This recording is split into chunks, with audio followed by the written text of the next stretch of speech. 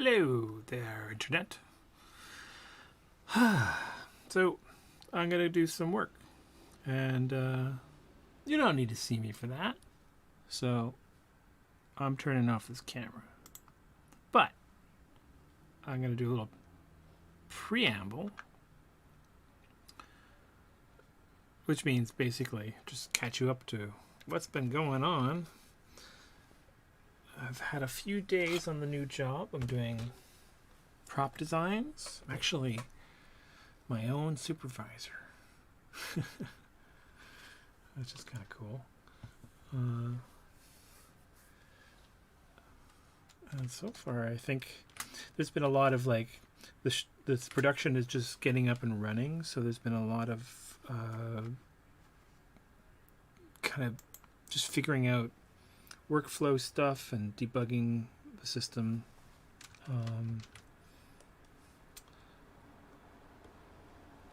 For myself, that is.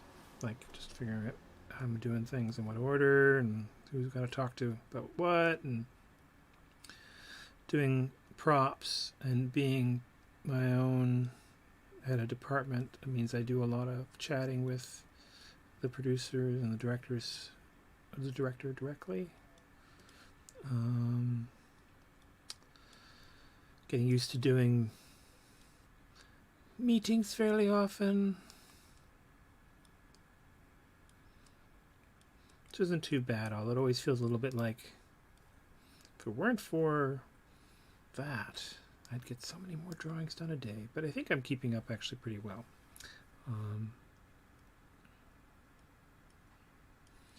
So.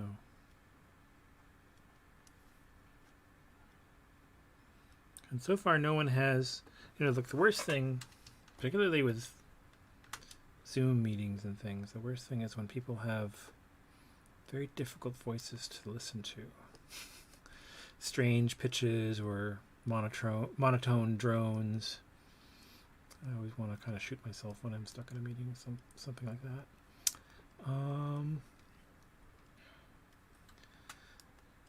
No such problems, fortunately, here.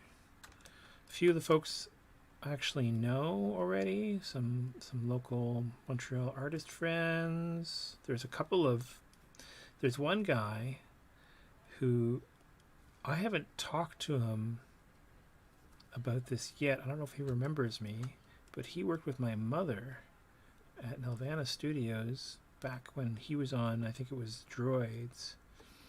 And I don't remember if she worked on Droids. There was Droids, Ewoks. This period of time is a bit of a blur. Droids, Ewoks, Care Bears, Strawberry Shortcake, Inspector Gadget. They were all shows that were produced in Nelvana in around the 80s, I want to say. And there was a time where I would sometimes go visit my mother's work, fairly often, relatively speaking, and wander around in the studio. And this would have been when I was in my early 10s and teens. So one of the senior fellows on a crew here is someone who worked there then. And I'm pretty sure, I remember his name, I'm pretty sure we've met, but I was like, yay high back then. So I don't know. We haven't had that conversation yet. It'll be interesting to find out. I mentioned to my mother he was on the crew, and she said, "Say hello for us." Both her and my stepfather worked with him. So at some point, I'll be doing that. But yeah, it's been a good, what now? Like 4 days. 2 days last week and the first 2 days of this week on the crew. Getting acclimatized. Here, I want to change some things. Let's move this around so I can see the chat. Got it. New pinned chat. So yeah, another thing. So Montreal just went on red alert, full lockdown again, back to where we were back in May. going to happen. Too many dumbasses walking around without masks on and arguing about whether we need to. But it really sucks for my wife's work because she works at a playhouse, a theater, and they were hoping to have a play in December, and that might still happen. We're just shutting down for now for a month officially, but I know Montreal, fucking stubborn fuckers are gonna make it impossible. Part of it's this like self-fulfilling narrative. Like the premier keeps talking about how we don't like to tell people what to do in Montreal, which is bullshit. We have crazy bureaucracy in Montreal. There's lots of people being told what to do. Laws against hijabs and religious symbols, anybody? But it's the same government currently that put that through.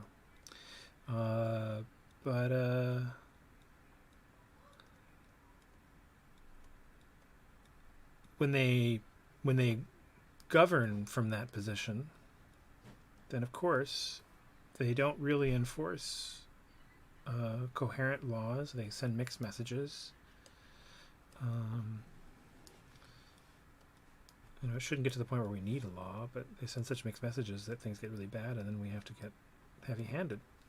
So a more coherent, proactive stance earlier on could have helped avoid all this. But they were pissing about. Didn't want to screw the economy. The irony is, like, if you just make face masking, mask wearing, there we go, mandatory, odds are we could have maintained an open economy. Because it's been shown to be very effective. When you look at particularly like Asian countries where they're used to doing it and didn't have any friction between getting started, and if they got serious about it at all here and pushed that really early on very clearly, there might have been some resistance, but it could have come around. I know, a lot of stalling and dicking around. So we're all going to be stuck inside. It'll be interesting to see how that pans out. So all to say, I figured it'd be a good time to get back to the comic jams. What is comic jams, you say? Well, they're improvisational cartooning events that I used to host them at bars back in the 90s and early aughts. I helped bring them to Toronto. The first comic jam was held in Toronto. Was held at the place called the Hyper Bar. It doesn't exist anymore. And it was a collaboration between me and Rupert Bottenberg, who at the time was hosting them in Montreal, and I had been coming to them in Montreal. I didn't live here yet at that time, and I'd gotten hooked on them as events, kind of almost therapy for my experiences working at Marvel at the time, and decided I needed to introduce it to the Toronto crowd. And so we arranged for a bunch of experienced jammers from Montreal to come down the 401 with Rupert, and I set up a venue, and I was working at Animation Studio then too, and was part of the local comic scene, so I got word out, and we had a pretty impressive jam. We actually, Much Music showed up with our TV crew. I remember getting the camera stuck in my face, getting blinded by the lights. There was a clip floating around for a while. I think I have it somewhere on a tape, but I don't think it's on YouTube. I've looked, which is fine. I don't need to see my embarrassing 20-year-old self. I think I was about 26 at the time, maybe 27. And I need my grid. There we go. Oh. Stretch my neck. It went really well, and a guy named Dave Howard was there. He did a zine called Don't Touch Me, and he really loved it and got super enthusiastic about organizing them as a monthly event. And so for a while they were at the Cameron House, and then later on, or sorry, no, first they were at the El Macambo, and then later on at the Cameron House, which was cool. It was close to where I live, so I liked that, and it was nice to have someone else actually run the monthly one, because that way I didn't have to. But I would help out. I took advantage of the fact I was working in Animation Studio to get the zines published using the photocopiers at Nelvana. And then a couple years later, I moved to Montreal. And by then, Rupert had gotten very busy. He was working as a journalist at a local weekly and didn't have a lot of time, so I hadn't been doing jams for a while. And I think for the first couple of years, I just, it was no big deal. But eventually, I wanted to do one. Oh, that's too big. Scale. So I arranged one at a new bar called Casa del Popolo, which for those of you who know the Montreal music scene, I'll be a familiar name. It's just opening. There was a place called the Artichoke. The Artie Show? The Artie Show. It's a pun. French language pun. And it was set up by a member of Godspeed You Black Emperor and his wife. And they digged the idea of us coming in, a bunch of cartoonists coming in once a month and hanging out and drawing together. So we got, I forget what day of the week it was, but I think it was the last or first Wednesday of every month, maybe. And we would come in and make comics together. And so comic jams are improvisational cartoons. Someone does a panel. If you have a blank piece of paper, you draw a panel with some sort of gag or weirdness, or usually you're starting a story, so it's often sort of just a strange preposition of some kind. And then the people who follow have to carry the story forward until whoever gets the page last has to come up with a good resolution. Usually there's a gag. They're usually one-page comics. They can go on for more. There's no rule that they have to be one page, but most of the time they're pretty raw and random. A lot of non sequiturs and silliness. A lot of scatological humor and dirty jokes because it was a bar room.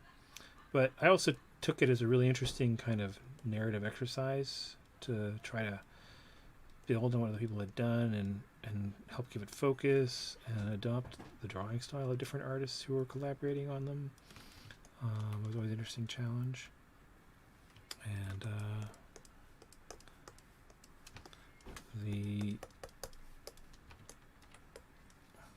by the way, this grim imagery is a comic I've been working on for a while. So you get a look at how things are going. I'm working in Manga Studio, not Manga Studio, sorry, Clip Studio Paint. Showing my age. Remember when it was called Manga Studio.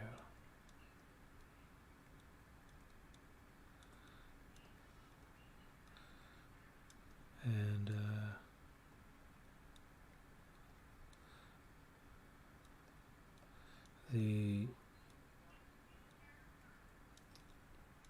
I'd been working for a little while when I first started doing jams at Marvel in DC, and as I mentioned, I found jams really cathartic because I didn't really enjoy that experience working for the big two. It wasn't what I thought it would be, so it kind of was burning me out a little. But doing jams helped me get back into like a playful, fun headspace with comics. Even if sometimes the comics were, a lot of comic jams are pretty dark. People kind of work out their stuff. A lot of sardonic humor along with the dirty humor. And then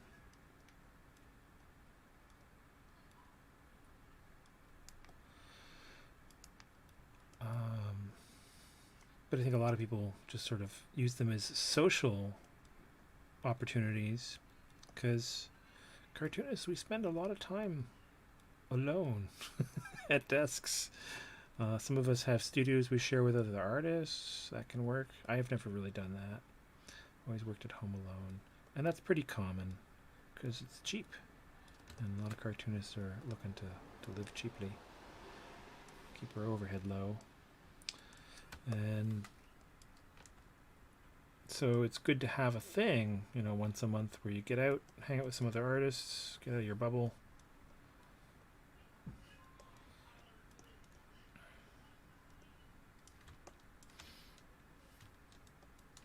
So this is intentionally very rough and loose in here, by the way, in case you're wondering. And I'm going to go in, sort of like what I did over here with this tree, do a lot of toning and murkiness. These people have been shot and then burned.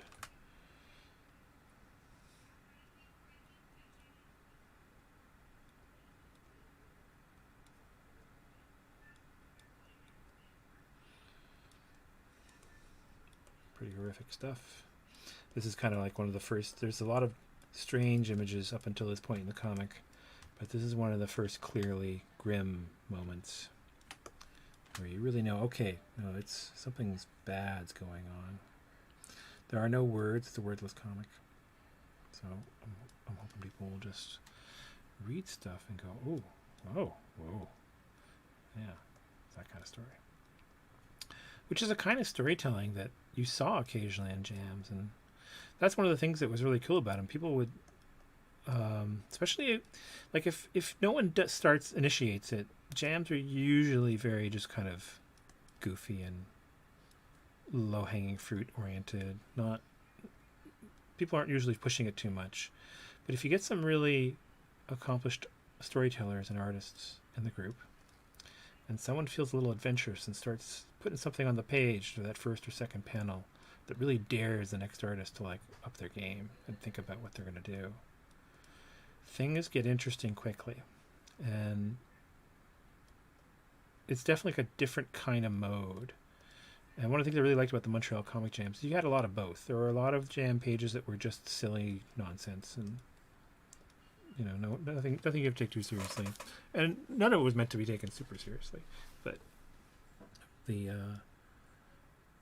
exciting stuff for me was when a page would come my way and it would make my gears turn. Like, ooh, that's interesting, and I would be compelled to sit and ponder for a bit what I was going to do something challenging. And I liked getting a page that was interesting but was at risk of going off the rails. If someone had like people will sometimes add a panel halfway through that really kind of kills the momentum of the narrative that's being built, and potentially can just stop a page dead in its tracks. It's not going to go any further. They've killed the story. But I think that's it's a subjective thing, and nothing is absolute. There's always a way out. It's sort of like the writing version of There Are No Bad Scenes.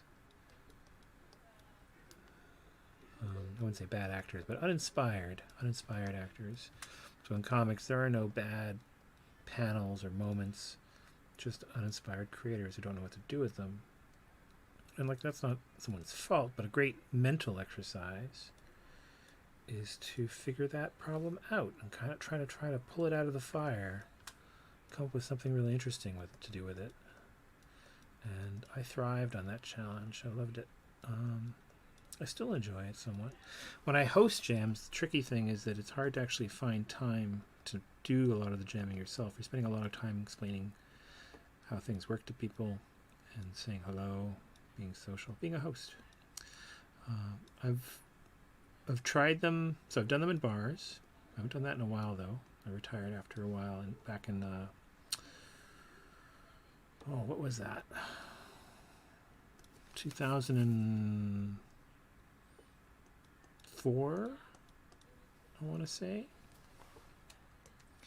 I've attended a couple since then, but I kind of just got really involved in different things. So first it was like my life was getting a little complicated. I had a relationship that was going off the rails, and I was busy with work, and I also wanted to spend more energy on my own art and comics, and I felt like the jams were becoming a distraction.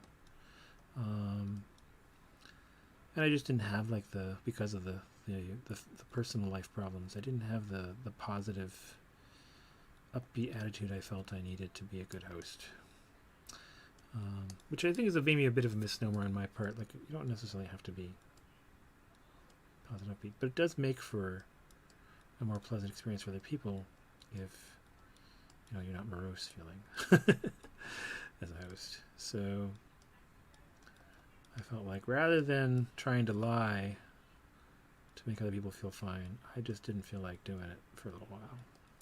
And then I just got busy and didn't have time. I've tried a few things. There was the Salon de BD de Montreal that I hosted a couple of times through Sin Studio, and then at the Theatre St. Catherine a couple of years back.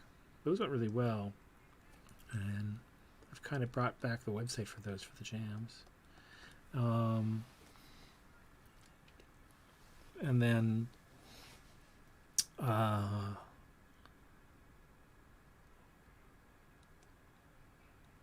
I've joined in online since the pandemic started. We've hosted a couple of Montreal Comic Jams now via Zoom, and I got inspired to do that because the Vancouver Comic Jam guys, Jason Turner and Crowd and Co. started using Zoom that way, and I went and checked it out, joined in one time, and was like, hey, this works pretty good.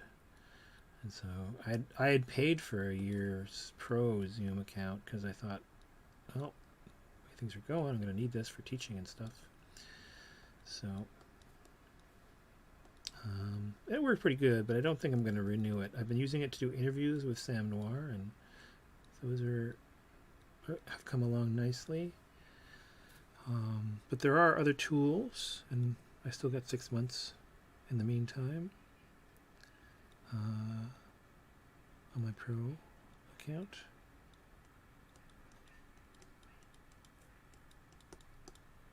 So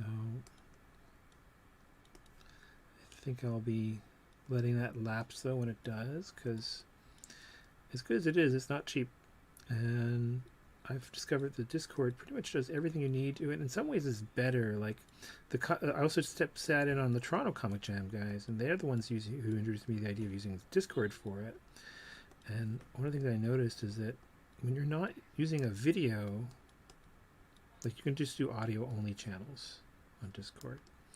And when you're not using video, it's a lot easier to focus on your drawing and then as well as talking to people.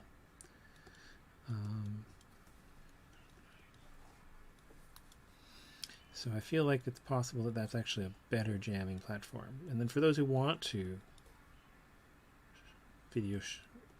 talk to people face to face, or even maybe share their screen like I'm doing right now, and and see the comics evolving, then that's an option. Discord has it. And it also actually, you can downgrade your video stream, but also even when you're doing a high def stream, I've noticed, I think that Discord's just handles,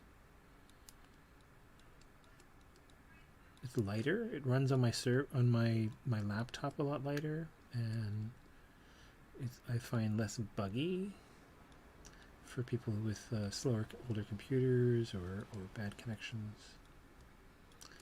So we're making the jump because of that as of this Friday. I haven't said yet. So because the new, as I was saying, the new lockdown, let me just check. Anyone in chat? Oh, am I rambling? Hey, there you are. Am I a manga artist? Or are you saying I'm a manga? Or am I? Well, manga is just Japanese for comics. So, yes, but I mean, I'm Canadian. And I don't do specifically what I would call manga style comics, but then I definitely have been inspired by a lot of manga over the years. And I'm a comic artist, which, as I just said, I think that's the same thing as manga, frankly. There are some distinct cultural traits that show up in actual Japanese manga and Chinese, and like the different Asian cultures that locally create manga, where it makes sense to call comics manga because that's the word for it in their language. But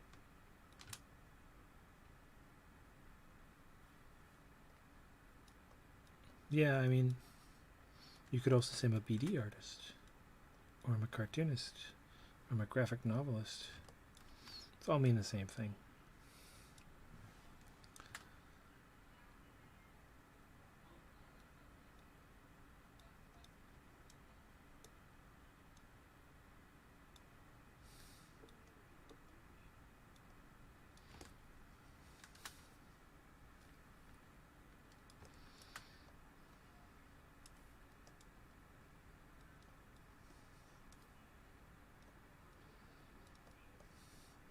This particular story, I'm definitely borrowing some aesthetics that you see in manga, using the zipatone and stuff. But again, like, that's something that I was introduced to because I got into making comics right around the time of what's called the black and white boom. So in North America in the 80s and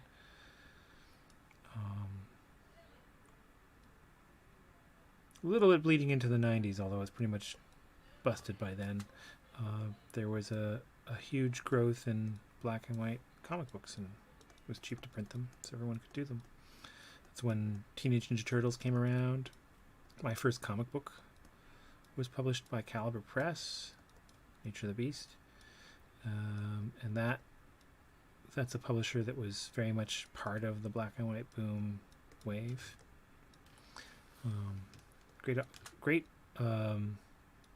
Great publisher for giving a lot of people their first shot, based out of the States. And we were going to conventions and meeting some of my label mates, Mark Bell, who was another Canadian, Vince Locke, who did Dead World. And I was a young guy at the time, so I was just getting my feet wet. It was a really cool experience. And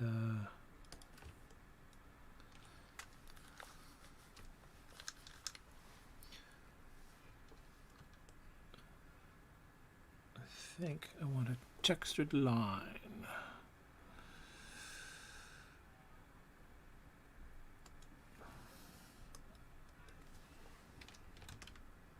Yeah.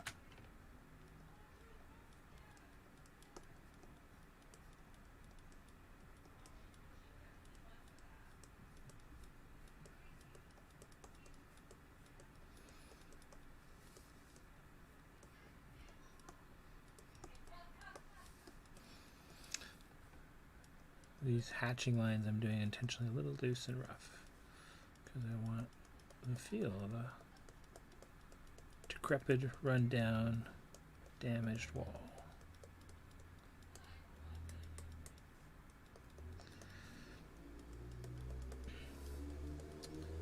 There's some meandering yakety-yak there, but I think I buried the lead.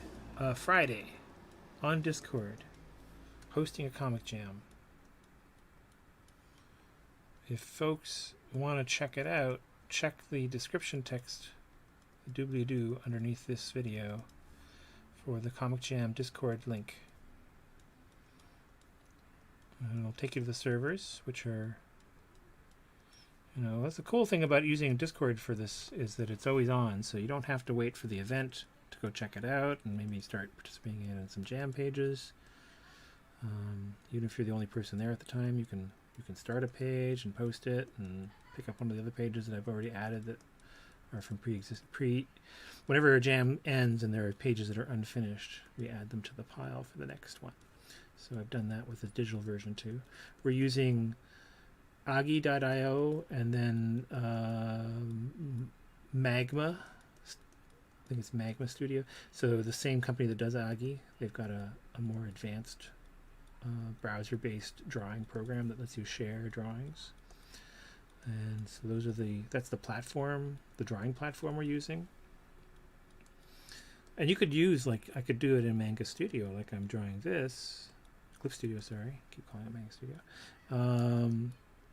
But copy and paste it into a page that's working on Augie or Magma. So that's very handy.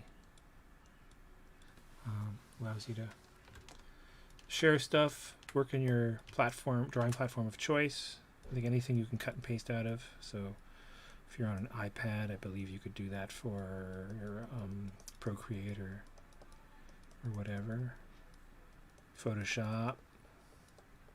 Whatever your app of preference is. I think I'm pretty firmly in love with Clip Studio for drawing digitally now. It has become my favorite. I use it during the day for my work, doing props for animation, and at night to draw my comics digitally now. I used to be an all traditional paper and ink person, and I'm still pretty fond of that, but I do a lot of printing blues with a printer in my process these days, and my printer died. Well, I have an all-in-one. The scanner part's working, but the printer part, I have to try to clean it, but I think it's a little fucked. And I don't want to buy a new one right now. Wait a little bit until I've made some money on the new job, maybe, and then I might. But in the meantime, rather than letting that hang me up and not get any comics done, I've just switched to doing full digital.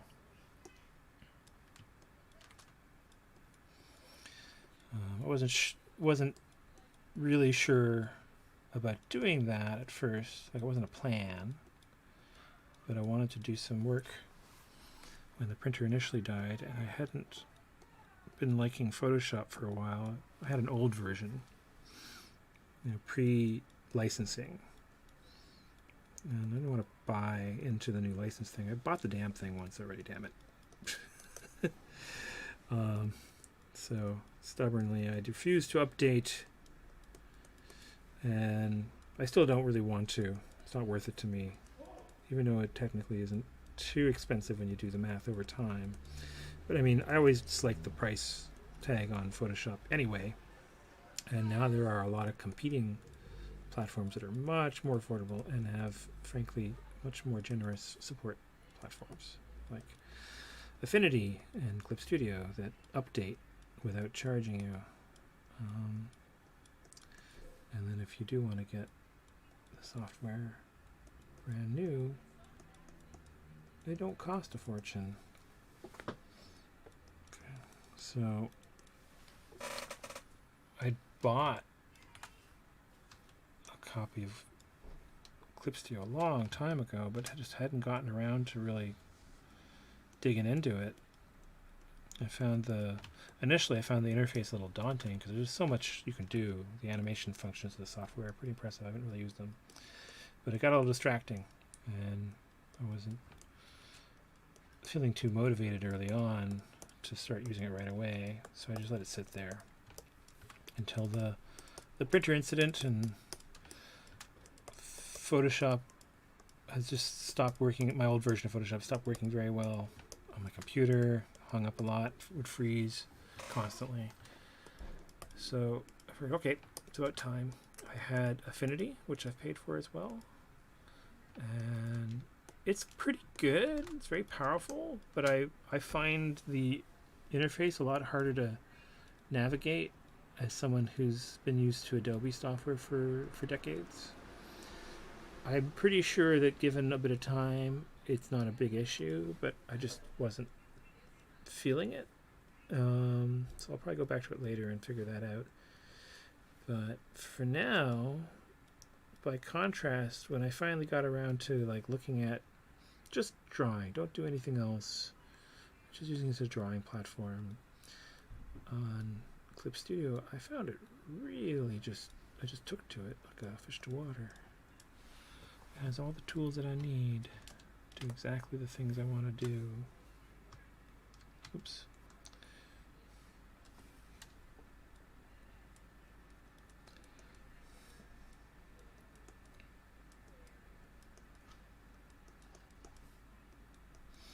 By the way, There's only one apparently watching the stream right now, so this is maybe not worth bothering to mention. But the chat on my personal Discord is open. You can watch the video there and talk to me. Two-way. Unlike YouTube, where it's just a text chat that I don't even get notifications for, so I only see if you post something when I look up.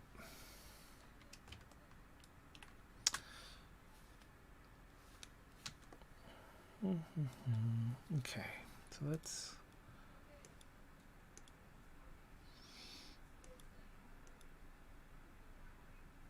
Yeah, I think that's definitely...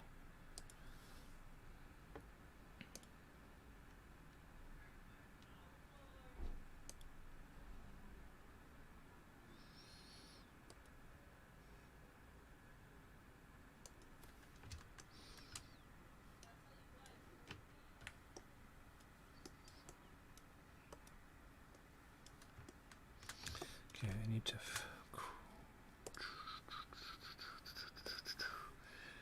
frame this up. Oops.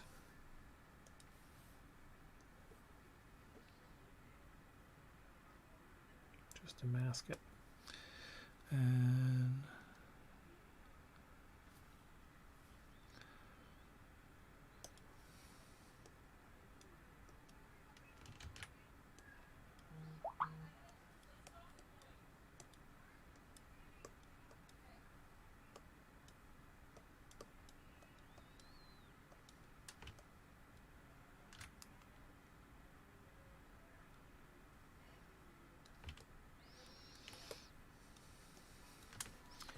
what was that sound?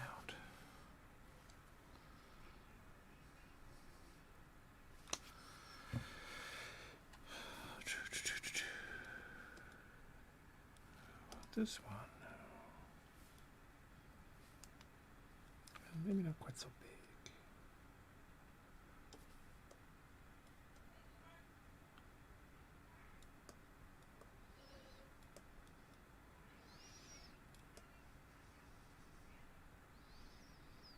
You can see the idea is to get the impression of, oops, not that. Yeah, there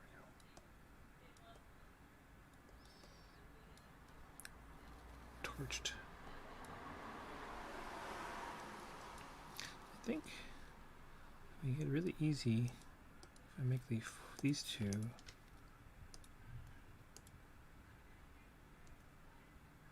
in front, and then I don't have to worry about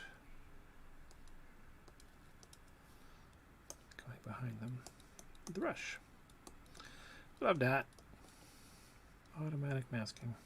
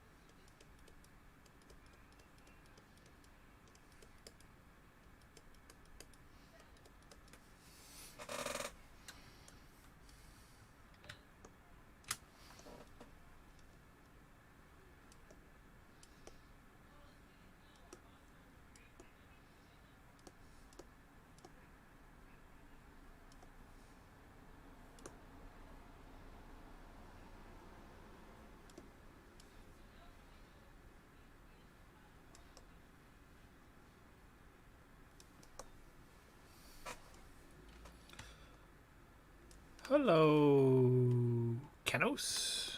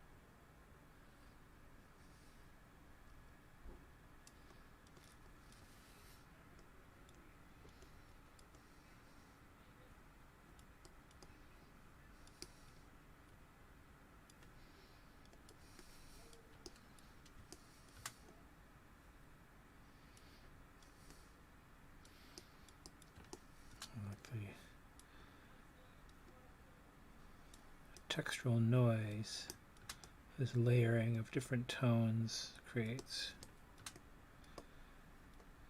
something I mentioned in my comic and cartooning class. By the way, last semester for a while of Intro to Cartooning that I teach at Sin Studio starts this week, Thursday, which means I believe that if you wanted to, you could probably squeeze and get in on that last minute. Sinstudio.ca, Intro to Cartooning with me, Sogged Sam. Something I mentioned a lot in that class and in my other classes is that texture and noise in the channel is actually something that the eye at a certain scale reads as detail, even when it's kind of nonsense bullshit detail. It doesn't have to be articulated and precise. And it's a great way to bring scale and depth and density to your work. Oh. Mask. Interesting. What is that? Something.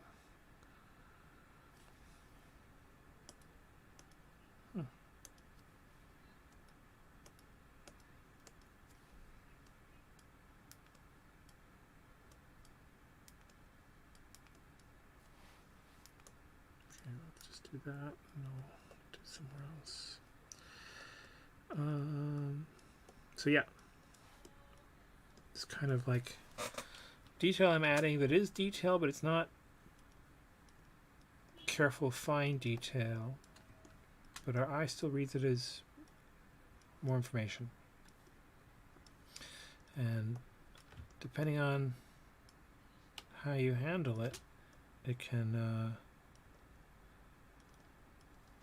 it can't just be a complete mess, but it doesn't have to be sharply drafted either. And it can lend a sense of realism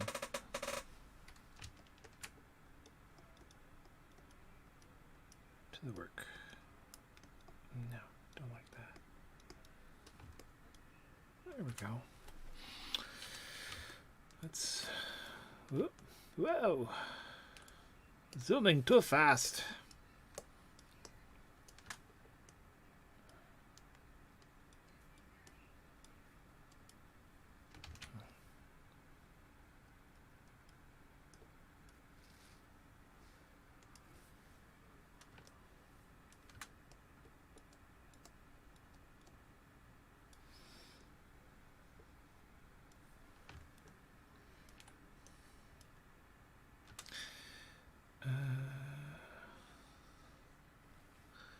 I think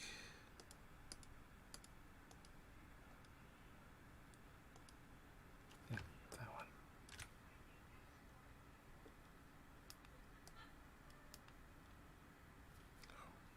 Right.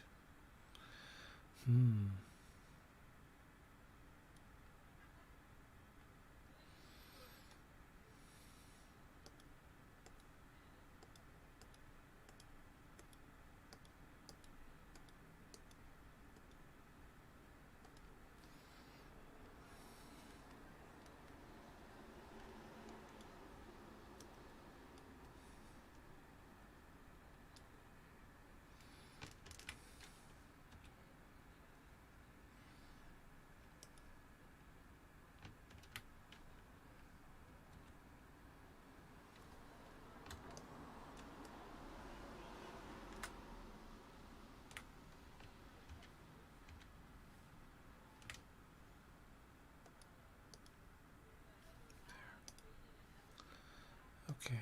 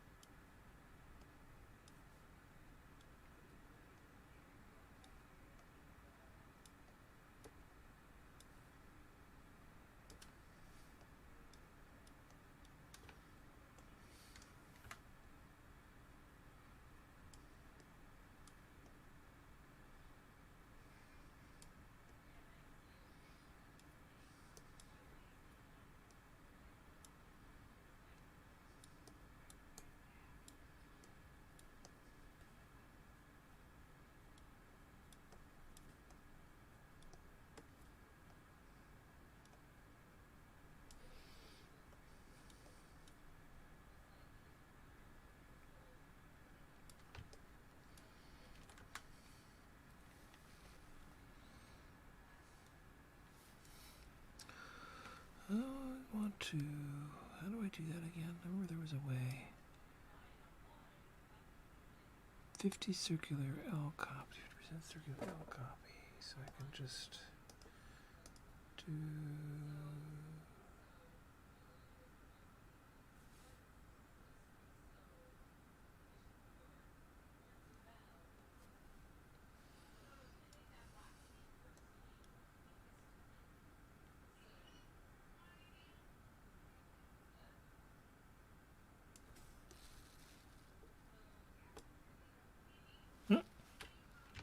No.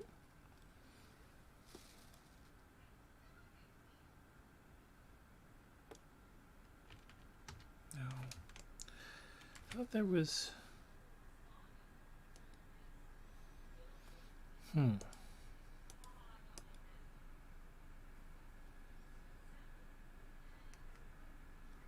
yeah, deselect. That's why it's doing that. Yes. But that is not the texture I want.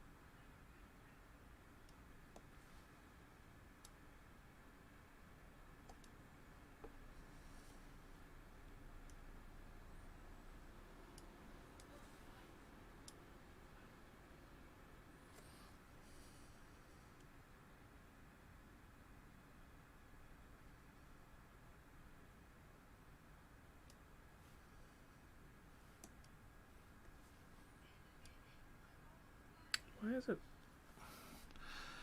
What was this?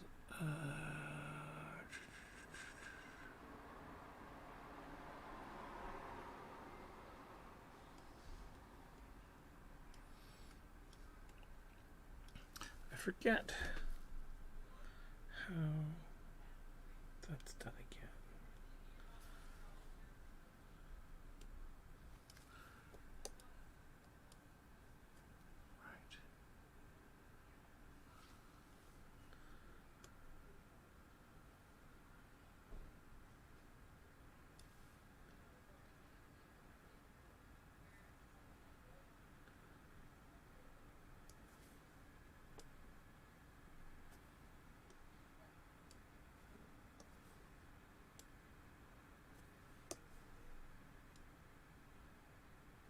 Right. What?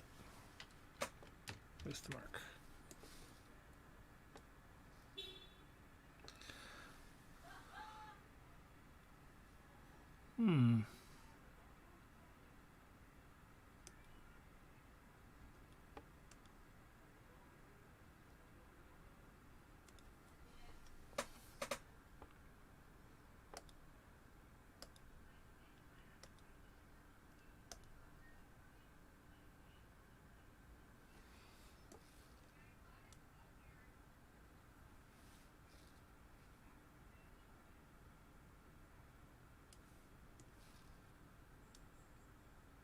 There we go. That's definitely getting more there. And then I want to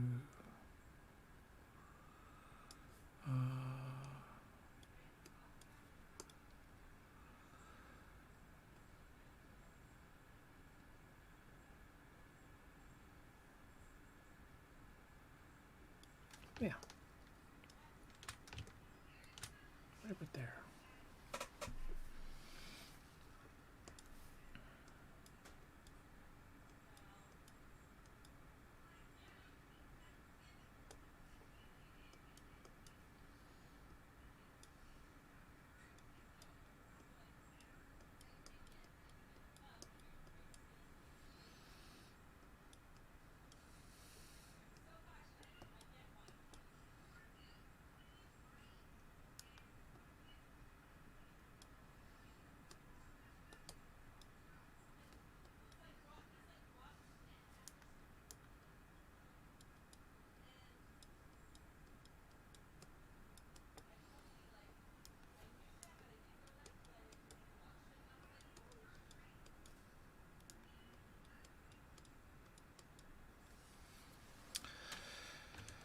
There we go. Another panel down. Let's kill the grid for a second. So these pink dots on the screen, I've mentioned them in past videos, but for anyone who's seeing this first time, I have those there because they are scaled so that every 2 dots is 1 inch, and that helps me keep track of where I'm at size-wise so that I don't draw too small.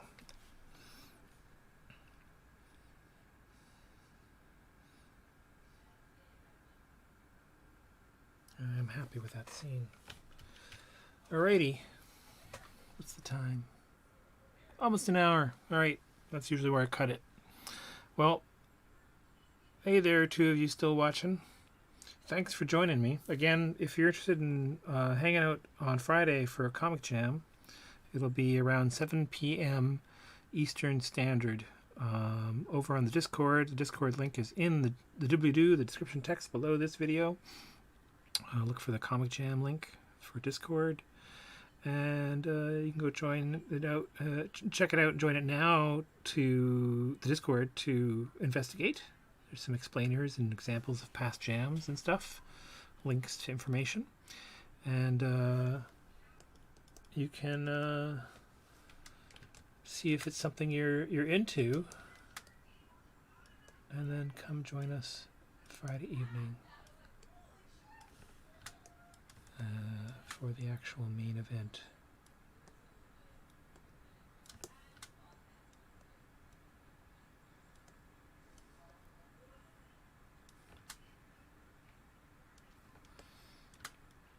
Yeah, I really like drawing and painting with these tone sheets. It's just too cool. I used to do this with Zipatone, which is actually like pieces of acetate you cut up and attach to the paper. And you could get similar effects by just making little fragments of it, but it's just not as fluid. And then there was this paper you could get that would have this stuff embedded in it, but you could only have 2 patterns, and you used special chemicals to paint onto the paper to reveal it. But that stuff was noxious smelling and toxic and didn't last very long. The paper would burn. So, not great. This is so much more painless. Yeah. Okay. Also, patreon.com/salgood. Read my comics for $2 a month. $10, you could be a student patron, which gives you about an hour of one-on-one time a month, and you can send my homework. And I'm starting to plan videos. I've been saying this for a while, but I really am planning videos, a series of videos that I'm going to upload for student patrons only, basically lessons. And yeah, it'll help me keep the lights on. For now, the animation studio work will be doing that very handily and keeps me busy most days, but I've been enjoying winding down at the end of the day after work like I am today, doing a little work on my own things. So I will keep at it, slowly but surely, inching forward, getting my comics done. See you around the internets. Be good, wash your hands, wear a goddamn mask, and take care of yourselves. Have fun drawing.